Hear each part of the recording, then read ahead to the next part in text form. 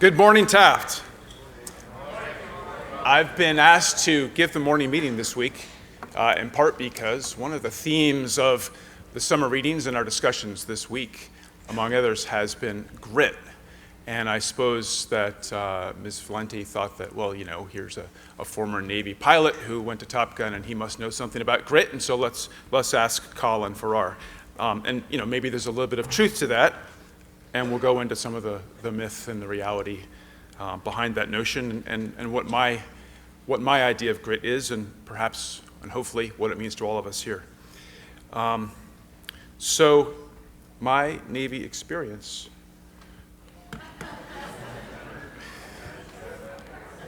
Not quite. This, of course, from the film Top Gun. So the public image of Top Gun and being a Navy fighter pilot, of course, involves bare chests and volleyball on the beach and beautiful women and fast motorcycles and singing in bars, along with a lot of bravado and masculinity. And now they're making a remake of Top Gun. I guess it's due out next summer. And, you know, Brazilian Maverick, who in the first film overcomes some of his self-centeredness and arrogance and has a little bit of a comeuppance, will be back in the second film. It seems he'll be back in the second film as an instructor at Top Gun. Maybe then he'll be more mature and less self-centered, although we probably have our doubts. In the second film, he'll be flying F-18s instead of F-14s. That's an improvement, because the Hornet's obviously the best aircraft in the U.S. Navy. But regardless of the film, I think the message above all, at least from the first film, was that great flying is all about talent, that somehow Maverick has this innate talent that no one else has got, and this is what makes him the best in the world.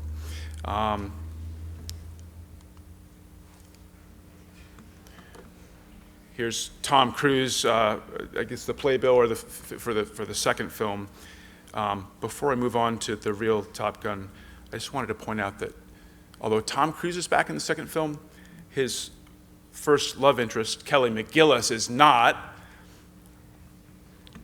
This is her today, and so they didn't ask her to be in the second film for some reason, which says something about gender and aging in Hollywood. But from what I understand, Kelly McGillis is perfectly fine with this, and she is now happily married and has a wife, and that part of the story is something that we'll bring up in the second part of my talk. Okay, so on to the reality of Top Gun. What was it really all about?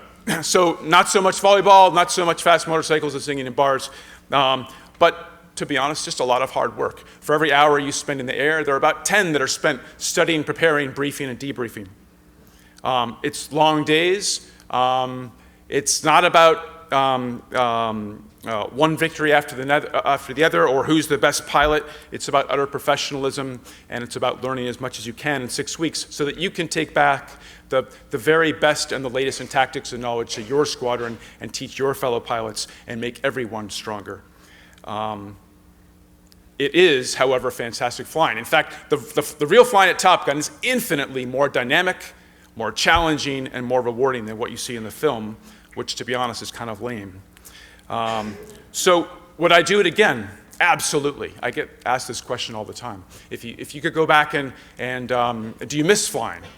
Do you miss flying F-18s? Do you wish you could go back and do it again? And my answer is yes, every day. I miss it every single day. So if I could, I'd go back tomorrow.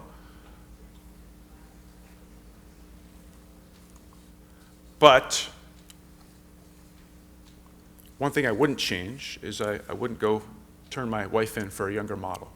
So she's the reason I got out of the Navy in the first place, and so the truth is I'm not going back, because at this point I'm a little bit too old, but I'm quite happy with my life as it is.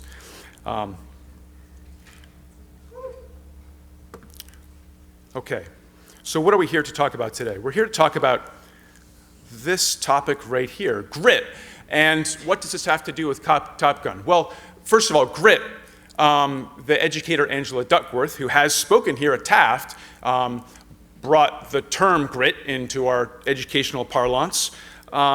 And that's been elaborated on by other educators into what we now know as the growth mindset. And what is the growth mindset? Well, it begins with having an honest appraisal about your own abilities, where you actually stand.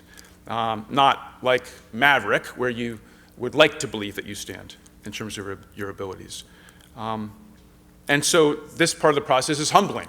Where do I fall short? Where do I need to improve? Where do I need to get better?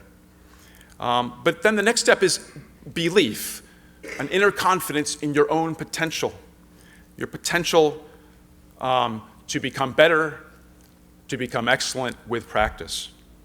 And then finally, involves a willingness to work hard, to persevere through the setbacks, to view failures as opportunities, and to put in the long hours so that you improve in the long run. So, what about grit in the Navy? Was this a factor in my training and what I did at Top Gun and what I did in the fleet as an F-18 pilot? And the answer is absolutely.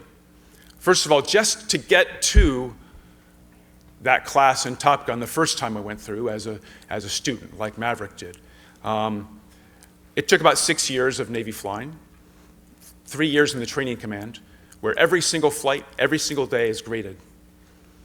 Graded, you can fail a flight for a dozen different things at any given time, and 2 failures during the course of your 3-year training command stint, and you're bounced out of the program. But moreover, every flight is graded in every aspect, and it counts to your cumulative grade average. And at the end of each stage, you're ranked against your fellow pilots in training. And your ranking determines not only whether you go on, but what you go on to. So whether it's helicopters or props, or whether you go on to jets, and ultimately whether you go on to fighter jets. So the pressure is relentless.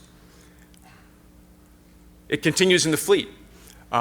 Every landing on the ship, every aircraft, every carrier landing is graded. First of all, it's publicly visible. The entire ship watches on television as you come on down the slot. There's a set of crosshairs in the deck, and they watch as you come on down and land. And from the ready room, they eat popcorn and watch your landings and evaluate and comment and throw popcorn at the screen when you screw up. But the landing signal officers on the side of the flight deck, they observe and they grade every landing. 1, to keep you safe, but 2, to grade it and to give you critical feedback. And they give you a personal debrief after every landing and tell you where you fell short. And there's no landing that's perfect. It just doesn't exist. But grit is a part of every single flight as well. It's not just the hours you put into the brief and the flying, but when you get back, the debrief is what really characterizes military flying. In that debrief, for 2, sometimes 3 hours, you pore over every detail of the mission, you criticize your own performance, each other's performance. Rank comes off, so it doesn't matter whether you're debriefing with a Navy captain or the most junior lieutenant in the squadron. You're all equals, and you're all openly and willing to accept criticism from each other, and that's how you learn.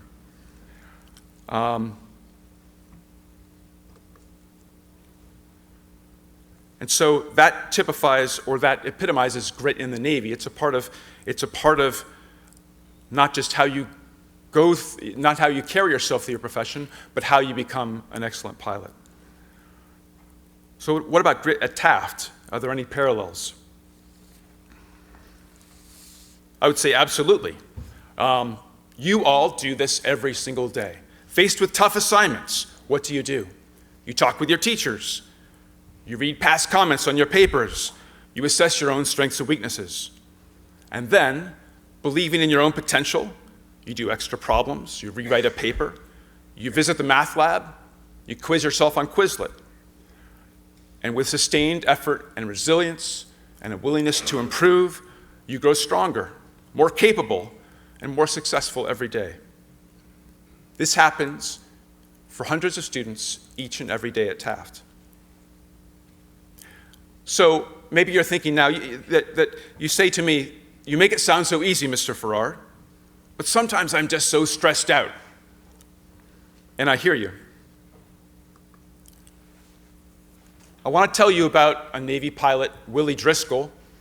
He's on the right. He was actually the radar intercept officer flying in the back of F-4 Phantoms with his pilot, Randy Cunningham.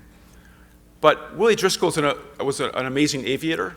He and Duke Cunningham were Vietnam-era aces. scoring 5 kills during the Vietnam War. But since then, he has become an educator, a public speaker, bringing his experience about the stress of combat and how he overcame those stresses and survived and succeeded to talks with business people, with athletes, with sports teams. And every year, every Top Gun graduating class, he returns and talks to those students. And to date, he's talked with the graduates of about 110 graduating classes from Top Gun since the early 70s. So in talking about combat stress, how do you deal with real stress? He uses an analogy. The analogy is a jar. And what he says is that during combat, well, forget combat for a minute. Flying a fighter jet, you sweat. And why is that? Well, literally you sweat because it's hot in the cockpit and you're encumbered with all this gear and you're maneuvering, it's dynamic, it's a lot of work. But you also sweat because you're stressed. Where does that sweat go? Well, he says, imagine that you wring out your clothes, your flight suit, and you wring that sweat out into a jar, and you fill that jar with sweat. And the reason this analogy works is that sometimes you're sweating so much that you fill that jar and it overfills. If flying a fighter on a regular basis is the jar on the left. Here I'm switching to buckets, okay? Because we need something bigger than jars. If flying a fighter on a daily basis is the bucket on the left, then flying on and off of a carrier is the next bucket because the level of stress is increased. And then the next bucket, labeled large here, this is flying a jet in combat when you're being shot at. It's also about the same as nighttime carrier landings, which studies have proven to be about as stressful for most pilots as actually flying in combat itself. And in each of these cases, the point of the analogy is this, and that's that as the situations become more and more stressful, you need a larger bucket. Now, in truth, of course, you may not have a larger bucket, so what actually happens? The bucket overflows. And when it does, you have to learn to keep in the bucket the things that really matter, keeping control of the aircraft, keeping your whereabouts, not flying into the ground. And the other stuff that overflows are the things that become less important. Communicating, thinking about the phase of the mission that comes next, 5 minutes from now. Worrying about the rest of your flight or the rest of the strike package when maybe all you can worry about is your own aircraft and your wingman. So you prioritize, you do triage. And you try to keep flying the aircraft at all costs and not freeze up. The challenge, of course, is when you find yourself in combat and things aren't going well. And for Willie Driscoll and Duke Cunningham, in their fifth MiG kill of the war, they found themselves in a deadly engagement with a MiG-17 flown by what we now know was North Vietnam's best fighter pilot, who himself had multiple kills heading into that engagement. And Willie Driscoll and Randy Cunningham were defensive. Colonel Toome, flying this MiG-17, was behind them, firing at them as they pitched up into the vertical and swung around and back down in the other direction and back up into the vertical, and they just couldn't shake this MiG and get it off their tail. And the cannon shells, the tracers, were whizzing by the cockpit. And as Willie Driscoll explains, it would have been easy to freeze up in that moment, for the bucket to overflow and to be paralyzed with fear. But fortunately, they kept flying the aircraft. They kept their wits about them. Were they scared? Absolutely. But they kept flying the plane. They ultimately were able to essentially go to idle, speed brakes, cross control, and the MiG-17 overshot, and they slid in behind it and shot down Colonel Toome with a AIM-9 missile, scoring their 5th kill. But the point is that most pilots, most of us will never know the level of stress.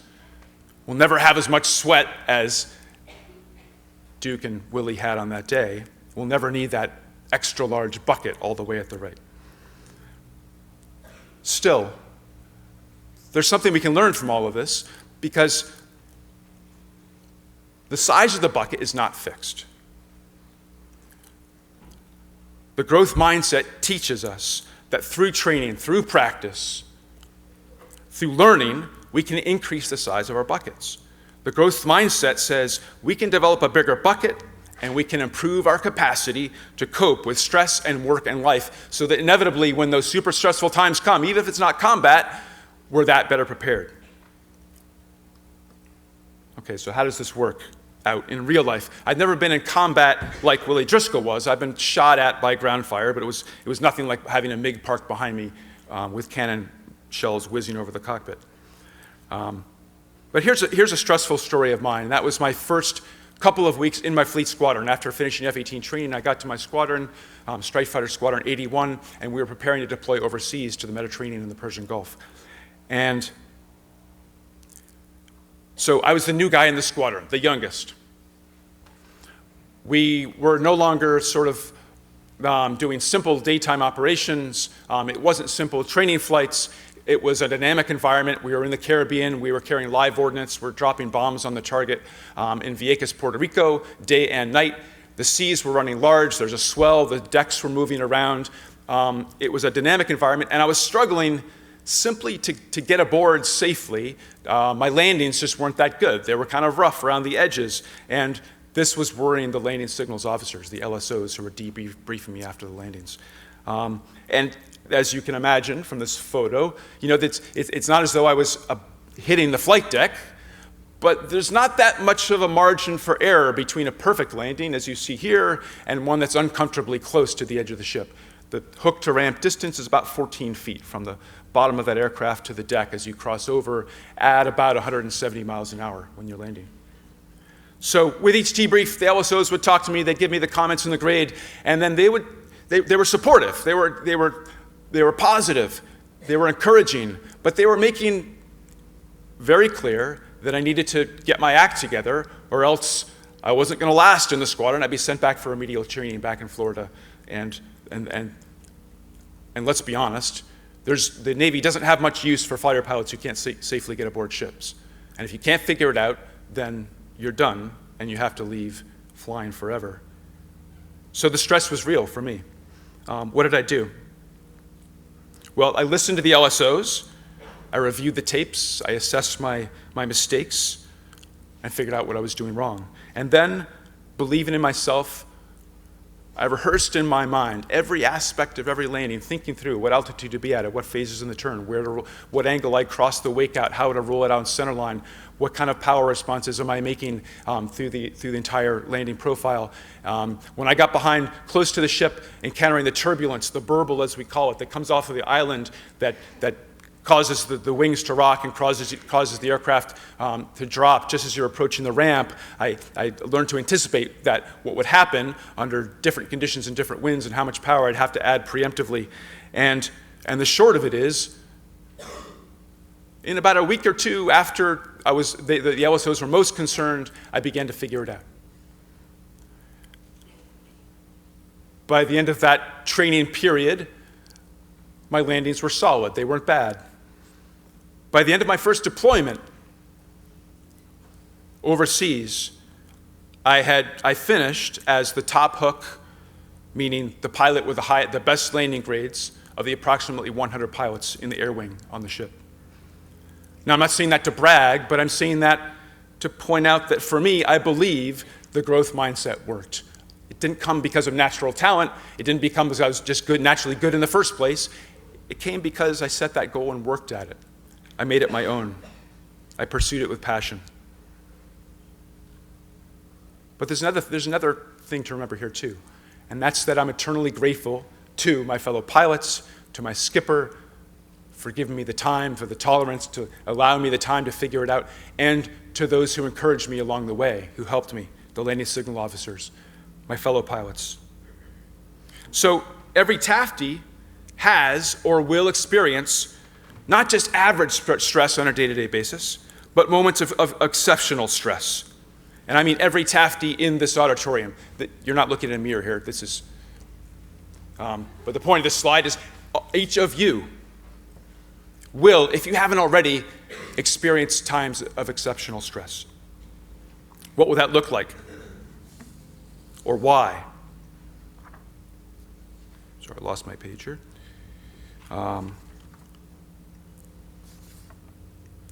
Yes. You know the possible causes. Maybe it's an athletic injury, enduring months of rehab and training and just hoping to get back into the starting lineup the next season. Maybe it's the illness or loss of a family member where you struggle to keep it all together and complete the semester, let alone get good grades.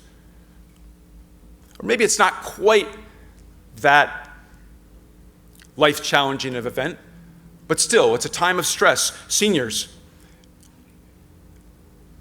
you now know how difficult it is to do well in your courses while you're completing your college applications. And there's so much else going on in your life. You're so busy around the clock. You've earned your spots in these seats down in the front row because for the last 3 years, you've learned how to handle your courses and assignments in a way that would have terrified your lower mid-selves when you sat up in the balcony. And you've done this not because you're smarter or better than those lower mid-selves. You've done it because you've learned to cope with stressful challenges through developing better life skills, through belief in yourselves, through inner confidence, and through personal resilience. And lower mids, you'll learn the same things as well. So there's some lessons here we can draw. Struggling against adversity not only makes us stronger, but I believe it also makes us more open-minded and empathetic, beyond simply making us more talented. Some examples. After my first cruise, when I got back and had done especially well at landings behind the ship and was just sort of mastering the other arts of being a fighter pilot, my skipper chose me to send to Top Gun, much like in the movie Maverick gets chosen to go. And so I became the squadron's tactics instructor. And for the next several years, I helped to train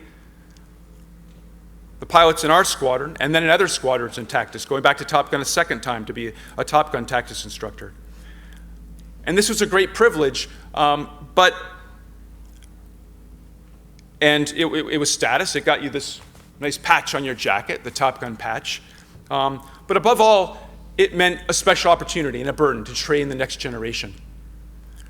Those who were just struggling to figure it out themselves, and to prepare them to deploy overseas and possibly go into combat. I can think of other examples here at Taft, where struggling in the face of adversity leads to empathy and open-mindedness. I've talked with numerous deanies this fall, lower school dorm monitors, who have told me repeatedly, how older students help them make it through their first few weeks at Taft, and that's why they became monitors, to help new students this year transition to Taft. More recently, 2 students told me about how during a recent time of great personal stress and crisis, they discovered to their surprise and joy that some of their Taft friendships they found to be far stronger and more important than they'd ever realized, and that these friends provided them with real strength and support in their time of need. Another example. 2 years ago, at Taft, we suffered from a series of racist or homophobic slurs and graffiti. And this was painful and difficult to work through as a community. But I think many of you would agree that we discovered, many of us, that the experience also left us feeling closer to our fellow Tafties and more empathetic towards students of all sorts, especially those likely to be marginalized within this community. So why is this? Why does the experience of the growth mindset, why does the growth mindset and experiencing struggle lead to greater empathy and open-mindedness? Well, I think it's because we learn through these experiences to attribute less of our success to our own talent. We become grateful to those who help us along the way, and we learn to respect those who struggle against adversity of any sort. And this is a good and healthy thing. So perhaps now you're saying, all right, Mr. Farrar, personal growth is all fine and dandy, but I have no desire to land on an aircraft carrier. Oh, sorry, there's our reaching out and being empathetic slide. I skipped it. So you're saying, I have no desire to land on an aircraft carrier, and I really don't want more stress in my life so I can grow and become empathetic. I want less stress. This is our meditating lemur. Well, I hear you. But I'll say that the challenges, that life will throw you challenges, whether you seek them or not. And ironically, the most challenging periods of my life have been after leaving the Navy and since becoming a parent with my wife, Blair. Our first child, Owen, was born in 2001, a beautiful boy with some particular needs. He's had tonic-clonic seizures, full-body convulsive seizures, at times controlled somewhat, at times uncontrolled, for the last 12 years. He also has some significant learning differences or disabilities, which fall into the category of what we would call, overall, cumulatively, we would call it being intellectually impaired.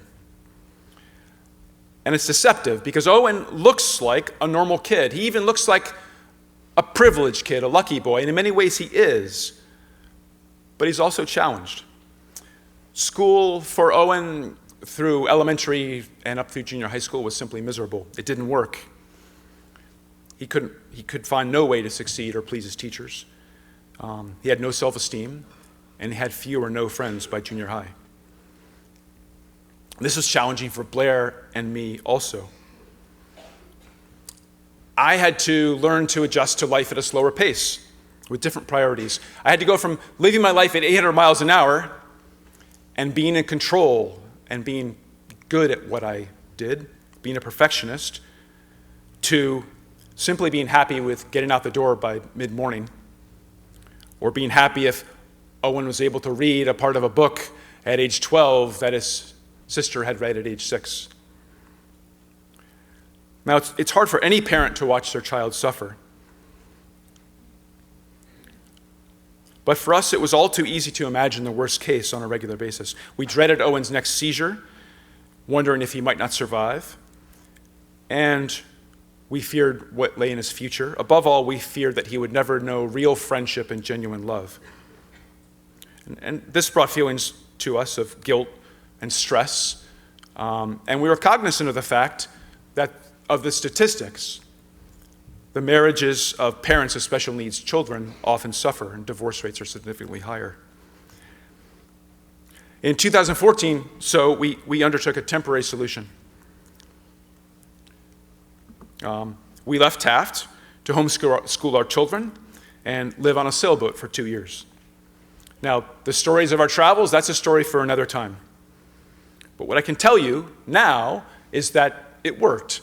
Owen regained his self-esteem, and he learned far more during school aboard than he did back in his traditional school setting.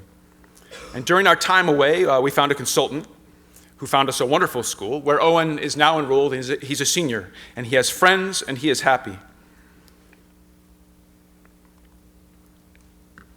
Here's Owen with his girlfriend. So is this a story of grit? Perhaps. Blair and I took a leap of faith in our potential to teach Owen and to help him become happier, to take him out of school and travel. And he proved resilient in going along with our plan and finding success at his new school. He proved far more resilient than we could ever have imagined. But I think there's also another life lesson here. And sometimes it's that grit isn't enough. It may be necessary, but it's certainly not always sufficient. Sometimes the wisest course is to quit your job, or drop a class or a sport, or dump your girlfriend or boyfriend if they're not right for you. And these are hard choices.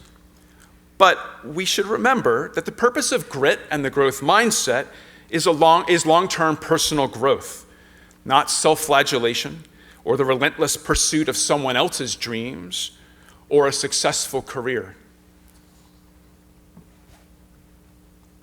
Our second child was born in 2003.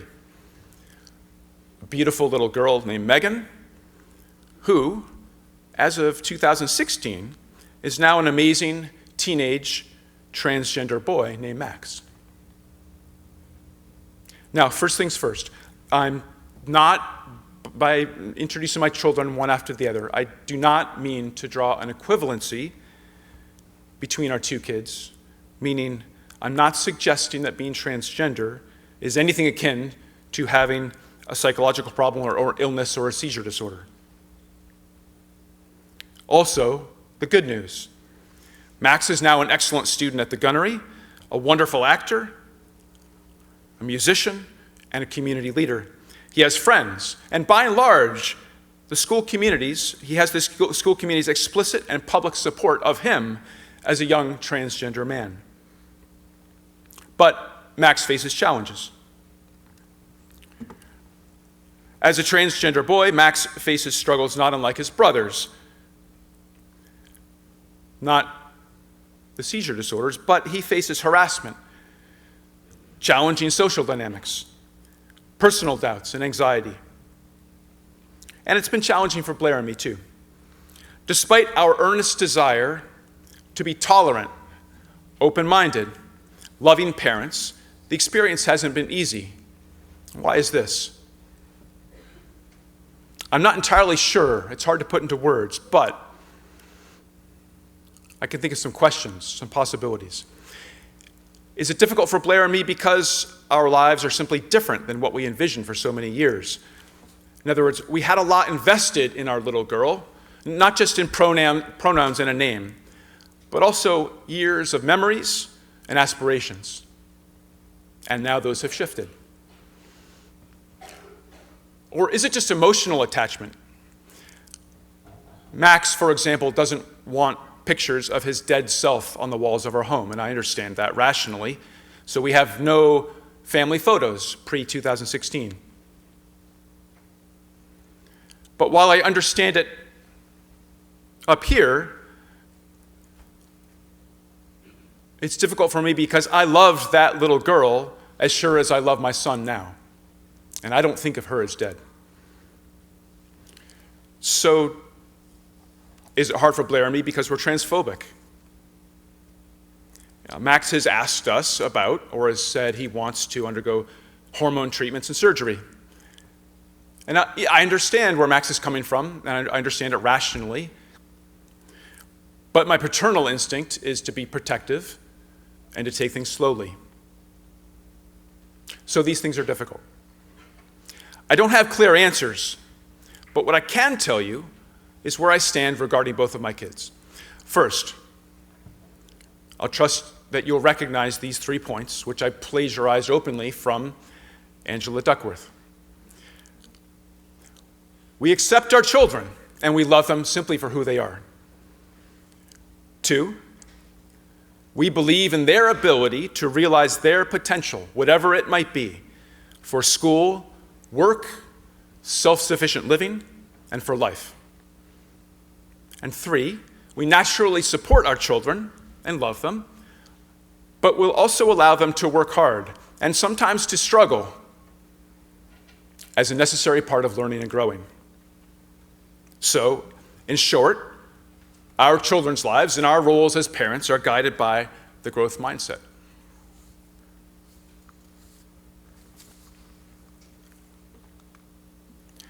I can think of some additional lessons gleaned on these matters of parenting, gleaned from my time in the Navy and from Taft and from other experiences. If I think about it, and if you'll notice, the second half of this talk about my children isn't really about Blair and me, or at least it shouldn't be. Our challenges are not the important ones here. Our children's are. So this talk is about Owen and Max and their challenges in a world that can be hard on people who don't fit into the mainstream. And what does that teach me? Well, we talk about the world, often here at Taft, in terms of socioeconomic and cultural privileges, as we should. But when we talk about individual people, every person is unique. Owen and Max look privileged, and they are by many measures. But their experiences have taught me to avoid judgment until I've walked in someone else's shoes, and I hope you would too. Second, grit isn't something that you do alone. We're overwhelmingly grateful to the many friends, family, and teachers, to Taft, and everyone else who has helped our children and helped us in our parenting. And 3, parenting Owen and Megan has not only been humbling for this old fighter pilot and a change of life's pace, but I believe it has also made me a more empathetic and patient person. I think it's also made me a better teacher, but I still have a long way to go in that regard. My final thought. I understand if you wish to criticize me for being a less than perfect LGBTQ father and ally. I understand that. But just please know that I'm trying, and I think I'll get there with time. At least that's what my growth mindset tells me. Thank you.